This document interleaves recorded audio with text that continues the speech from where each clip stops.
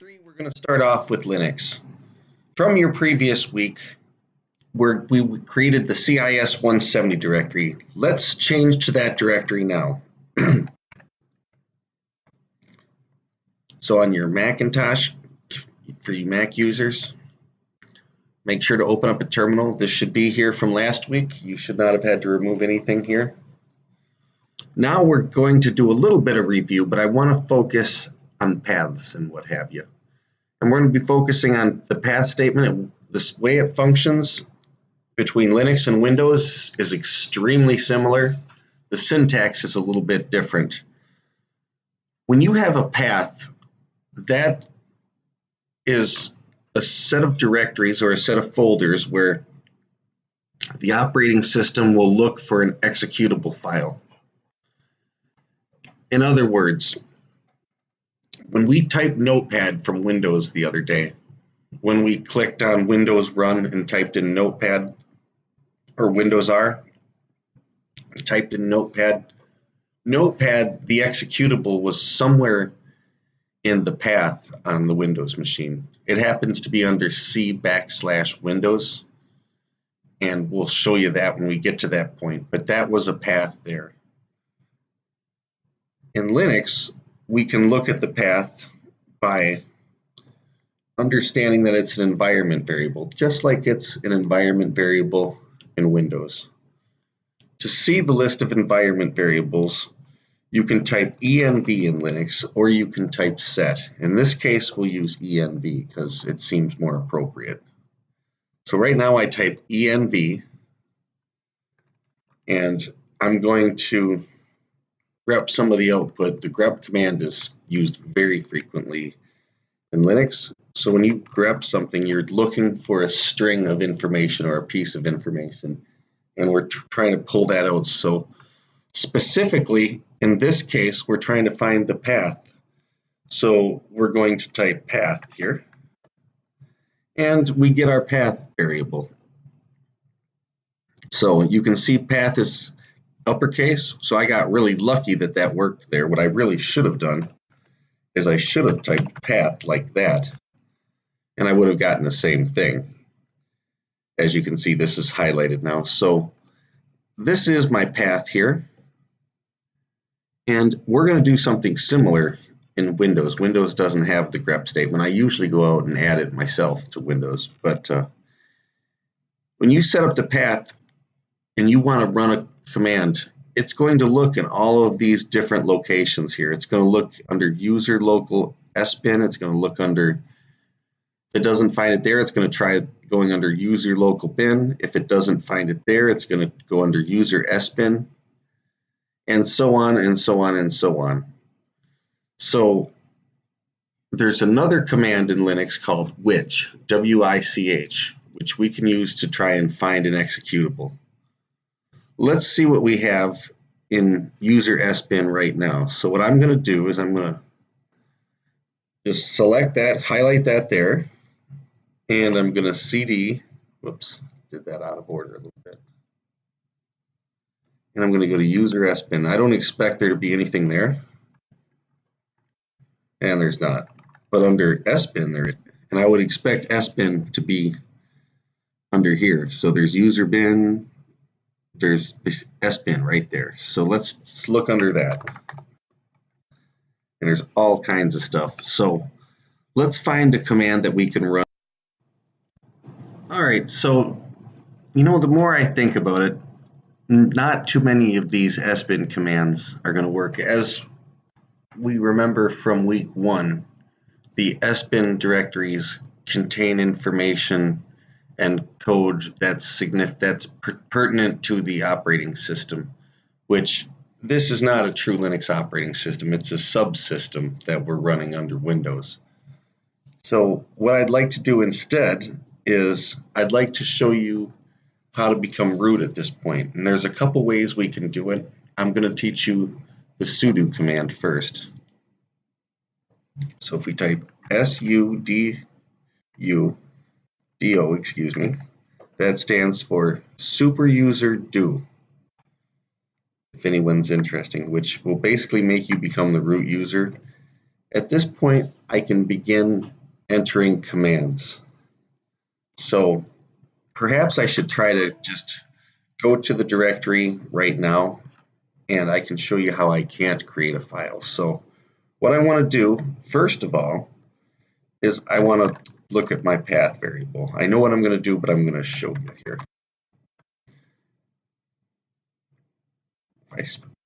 See how that's case sensitive? The H is lowercase. That's better. So we are going to go under user local bin right there, and this is the same for the MacBook Pro users. And we're going to do a CD into user local bin to get in that directory. So as you can see, there's already a file there. I'm actually going to remove that because that's what we're going to create. Now it won't let me remove it. That's very interesting. And why is that? That's because I don't have permission to. Let's look at the permissions. If I go into ls-ltr, it's going to show that the file is owned by root and it's accessible by the root group. So root has read, write, execute permissions on it. The user can do anything it wants. Root, the group, has read, no write, and execute, and everybody else, which is the category we fall into, also only has read and execute, but no write. So this is the reason we want to become root. So what I'm going to do is I'm going to go in here and I'm going to do a sudo -i, which means give me an interactive root prompt. And it's going to prompt me for my password. And now if you'll notice, when I did that, it put me right back into the home directory, but it's the home directory for the root user. And as we know, if we type pwd for present working directory, root has its own home that's separate from everyone else.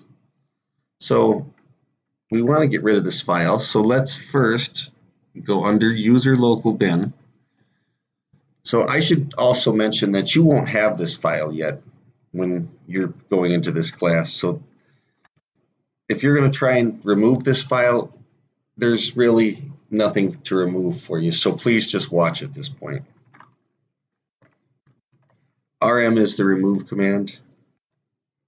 And now we can see that it's completely gone. Now what I'd like to do is I'd like to recreate the file. This is the command I use to create the file. This is very simple scripting and it's using file redirection. Don't worry about learning this yet. I just want to go ahead and create it. However, since we've been talking about these file permissions here, I do want to go over chmod a little bit. So right now, if I list the directory again, I have hi.sh created. If I do an ls-l, you can see that nobody's able to execute this right now.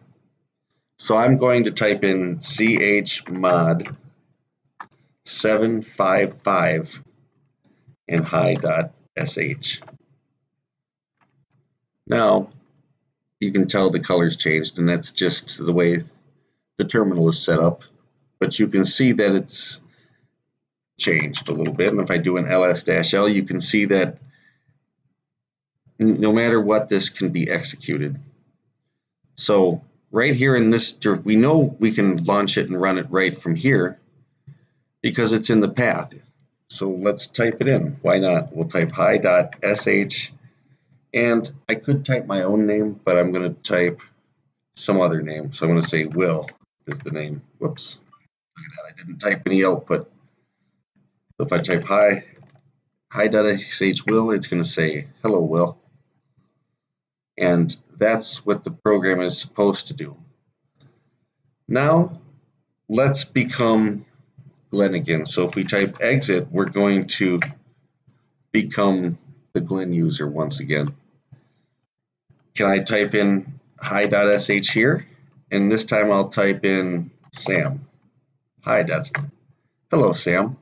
That's fantastic. Now let's go back to my home directory, and I'll do a pwd to show you that it's totally different from root.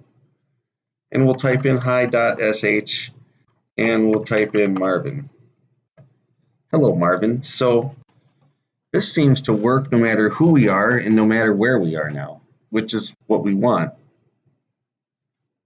And that's because if I type which hi.sh, I can see that I have a path for it, and it's under user local bin. It shows me exactly where it is. Now, let's get a little bit creative here. Since I can read this, I might as well copy this here. So I'll copy this, and I'll copy it to my home directory, which I'm going to use what's called the absolute path, which is the path from the root. So that would be home, Glen. I am going to pick a different name here. I'm going to call it hii.sh. So it's different. So if I do an ls-l now, I have hi.sh. Actually, I think I'd like to move that into the CIS folder. So I'll move hi.sh into CIS 170. Now that the file's there, I'm going to cd and I'm going to go into that directory myself. And there it is. So now I can see it, it's in the folder, so I can just type ii.sh and we'll do Jerry. It says, what does this say? It says hii.sh not found. So why is that? Let's think about it for a second.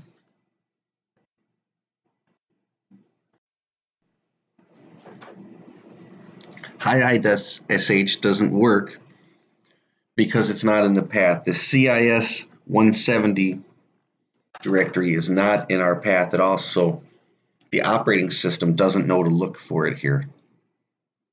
With Windows, we don't have this problem. So let's run this from the absolute path and from the relative path. Now remember, the absolute path is the full written out path from the root, which is the first slash. So it's under /home/Glen, and then it's the file name. This right here is the absolute path. The relative path is from where we are right now.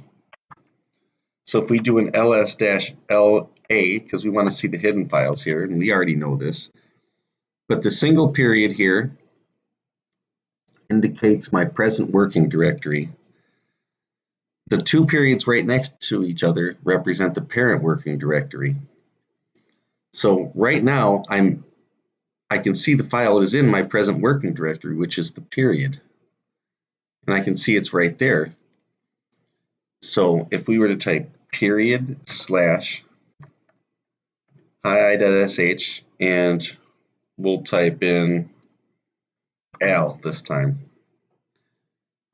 Now it says hello Al because we've specified the relative path. We could also, like I believe, we could also say hi to Al by using the full path, which I don't have the correct full path here. See that? And that's because I moved it into CIS 170.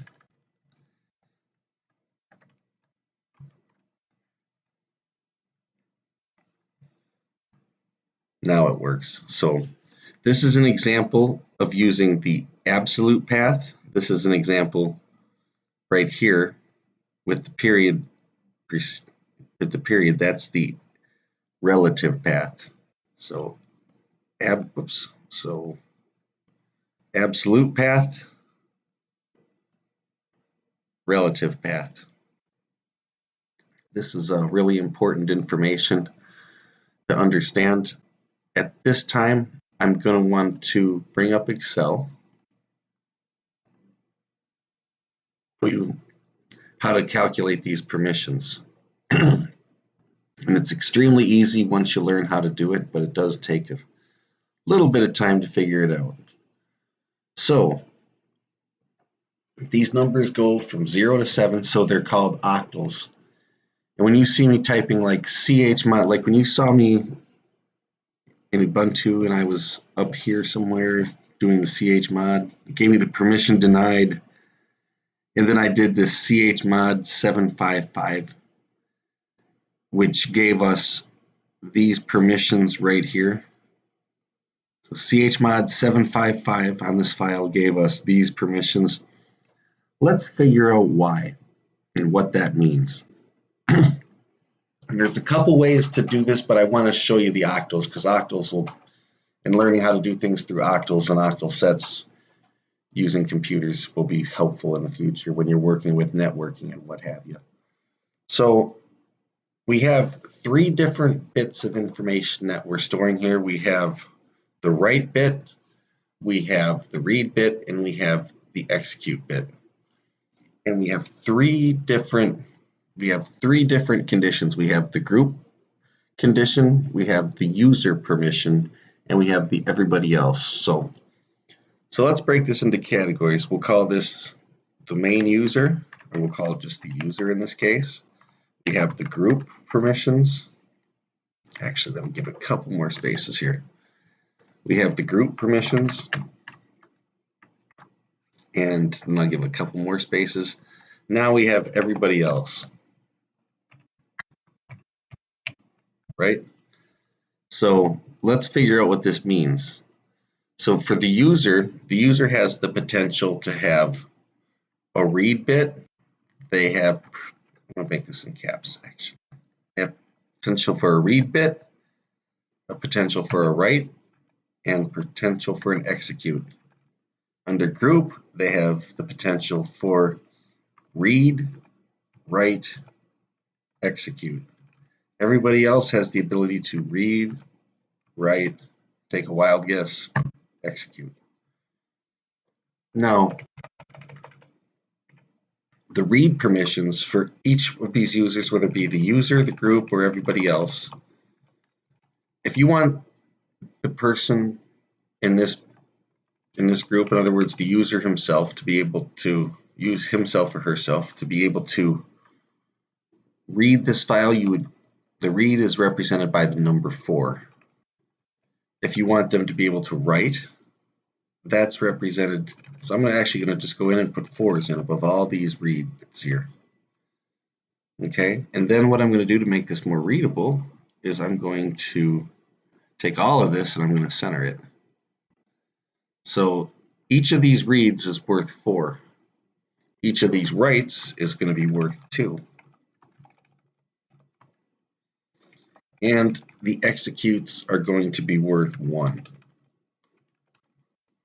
So when you're setting a permission in Linux, these numbers matter. So when I did 755 previously, that's 4 plus 2 plus 1, which adds up to 7.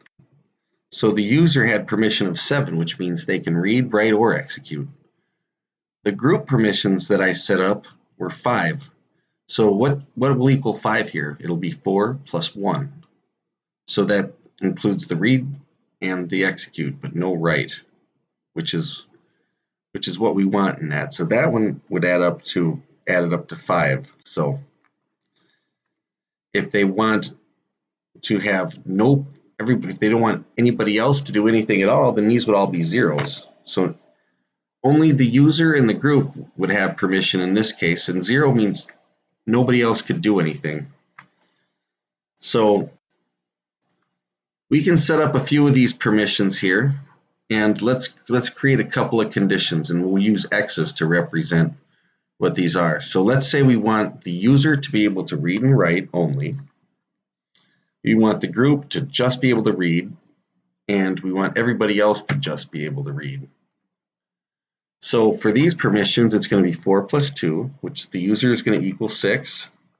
The group is 4 plus 0 plus 0, so that's going to be 4.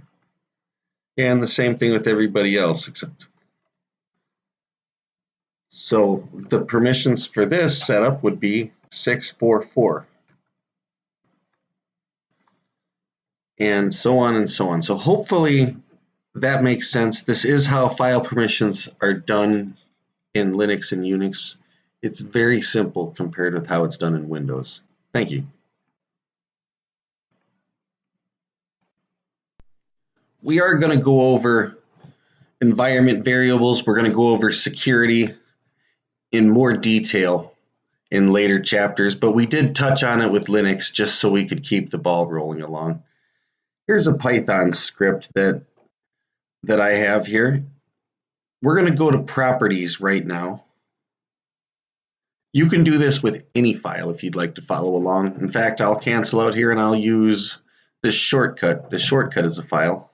So I'll click on that and it's the exact same concept, except that it has more tabs available because it is a shortcut. So this has, what, 6 tabs? If I look at this one here, we have 4 tabs. Some of them are going to be redundant. So the security tab here tells us how security works in Windows. And I'm going to make this very quick and dirty at this point. So this, when you see multiple people like that right there, that indicates that we have a group. So there's the administrators group. And we know that this machine is named GPOW. We've seen that from the Linux prompt earlier, right there. So we know that that's the name of this machine. So I am a user on this machine. The administrators group also has access to this. I know that I myself am part of the administrators group. And the system group, which is kind of automatically set up by the Windows operating system, has certain abilities. So the system is able to have full control without any special permissions. So it's got read, write, there's a read and execute, check, there's modify, and there's full control. So Windows has more permissions available, and it also has the ability to deny permission. So let's look at some of the differences between Linux security and Windows security. I'm sure you've all heard now that Linux is much more secure, and it is because file creation and file permissions are concise. Look at the top window here, on the top box on this window here.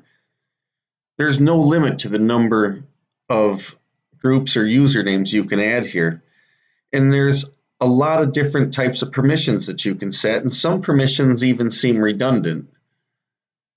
Special advanced permissions or advanced permissions are also something you can set up within Windows.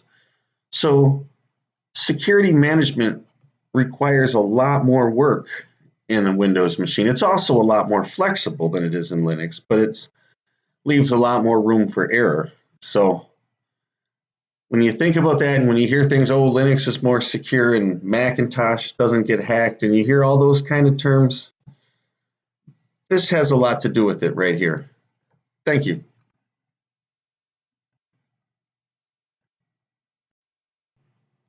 Another Windows concept I would like to go over, and we're going to be in the control panel again for this one. So I will click on, in the lower left, I'll click on Windows, and for simplicity's sake, I'm going to type control panel in. I found it already. And let me bring that into the picture here. So now what I would like to do with the control panel is I'd like to find system. And again, I'm sorting by large icons, so it's alphabetical. I can find system. Here, it tells me a lot about my computer, what type of processor I have, how much RAM I have, the type of operating system and processor. So a lot of good information here. It tells me that I have a licensed copy of Windows. I go to look at my devices that run my machine. They're under the device manager. In Linux, it was under /dev. At this point, however, I wanted to go into advanced system settings, and I never really liked that they were called advanced system settings here because it's not really that advanced. environment variables are kept under advanced settings, and I don't understand that. But that's how it is. That's how Windows has been for a long time. If I click here, you have your system variables, and I have variables that are dedicated to just myself as a user. So as one of my system variables, I have my path statement, or my path variable, excuse me. You'll notice it's got a capital P and it's lowercase ATH. Again, this is Windows. The case sensitivity does not matter. In Linux, it definitely does matter. So let's take a look at some of our variables here. This operates the same way. When we look here at the system root, that is Windows right there. So I could actually take this, and let me just copy it here. And I'll show you real quick. Whoops, didn't mean to do that. And I can do the echo command here. And if I paste the system root in, it's going to give me C Windows. So like I said, I'm not going to focus on MS-DOS in this class, but I just wanted to show you how the path is set up here. And like I said, again, we are going to go into all these environment variables and what they mean and how they're set up. So the system root is looking in Windows, which is why when I click Windows and the letter R to bring up the run menu, I'm able to start up Notepad.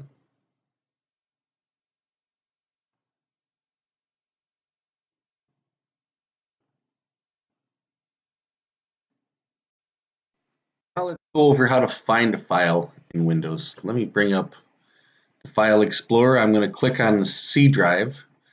Right now I am at the root of the C drive. As you can see, I'm at the root of C.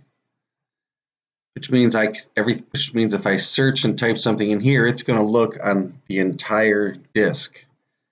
If I just want to search for something under my Intel directory, so Intel, it won't have as far to look. So let's say that I want to look for an installer called Driver Easy, okay? And I'm going to look on my entire C drive.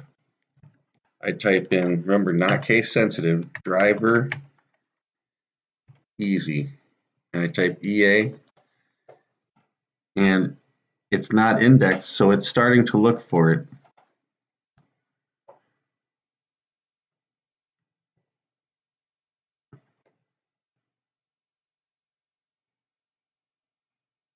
And you can see it's looking very, very hard right now.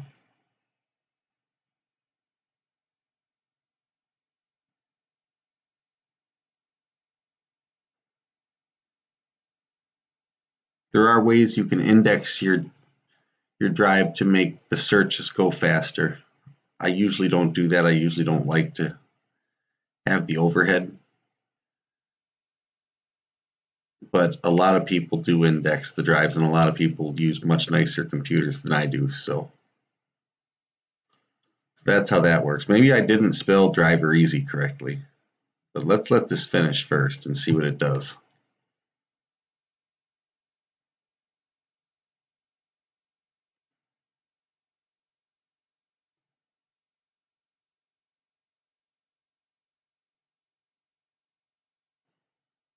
There it goes.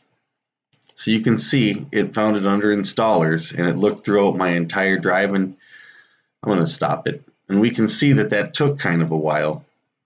So if I were to go under users where I know the installer directory is, it's right there. And I search my own folder for Driver Easy, it finds it almost immediately because it's not looking through everything else. So wherever you are in your directory tree or your folder tree in Windows, it really will make a difference on how fast the search works. And Ubuntu and Linux is no different. So let's see. Let's say I go to the var directory. Okay. I know that there's a messages file. under the log directory. So you can use the find command in Linux. It's find. You can search from the root, or you could search from /var. Oops. You could search from /var, which is where we are right now. If I wanted to use a relative path, I could use a period for that. So right now I'll use a period and I'll search through /var. And you have to specify -name. You just have to know to do that. And the name of the file is going to be messages. And this is how you find something in Linux. So, looks like I have permission denied. So, since I'm not able to look through these different directories because I don't have permission, let's try this again. But let's do a sudo -i and become root interactively. All right, and let's try. Now you'll see right here, it's not going to work. Actually, I'm going to show it not working because I do this all the time, and I think a lot of people do. So I'm looking from the relative path, and the relative path is going to be starting at /root, which doesn't contain /var at all and never will. So to avoid mistakes like this, if I just type the /var in there and use the absolute path, it shouldn't present as much of a problem, and I'm really surprised that it didn't find a messages file.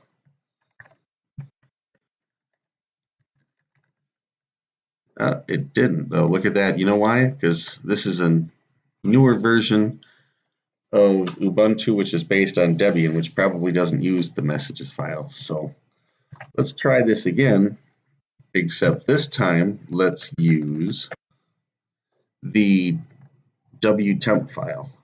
Actually, let's use last log. So we type in /var last log, and it's going to find it there. No problem. If I do the same command, except I use the relative paths, it's still not going to find it because it's looking in the wrong place completely. So that's how we do a find.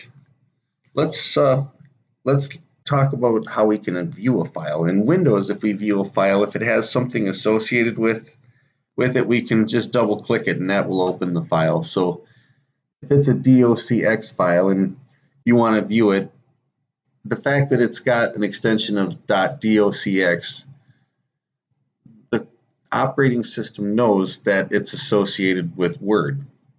So it'll open up Word to view the file. In Linux, if you want to view a file that's a binary file, you do have some of that ability under its GUI, but if you want to look at a file, it's probably going to be a text file in Linux. And I will show you how to do that. We're going to go under var log, and I'm going to list the folder. Let me do an ls-l. And we have last log here. Let's take a look at that. So there's the cat, which stands for concatenate, but it's also a way that people look at the logs. So if I type cat, it looks like tried to say there's a lot there, but most of it is not visible. Let's look at the tally log instead. Nothing visible there either.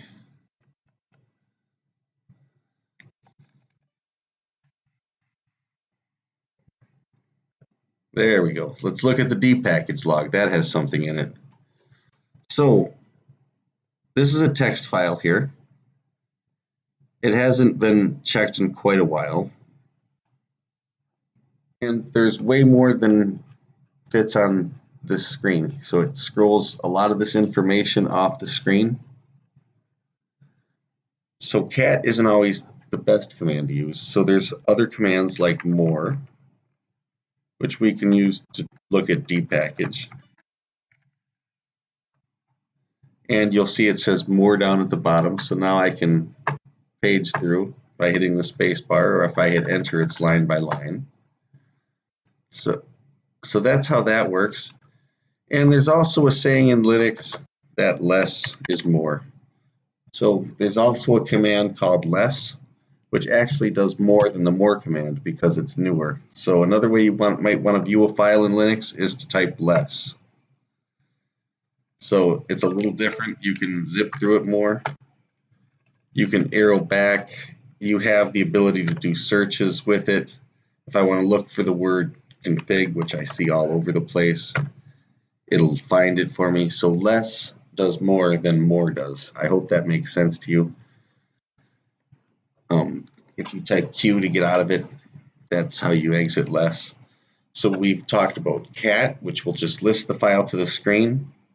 We've talked about less, which is a viewer that looks really nice and has a lot of features. There's also more, M-O-R-E, which is another way to view a file on the screen. So that's the idea of how we view files in Linux. Thank you very much.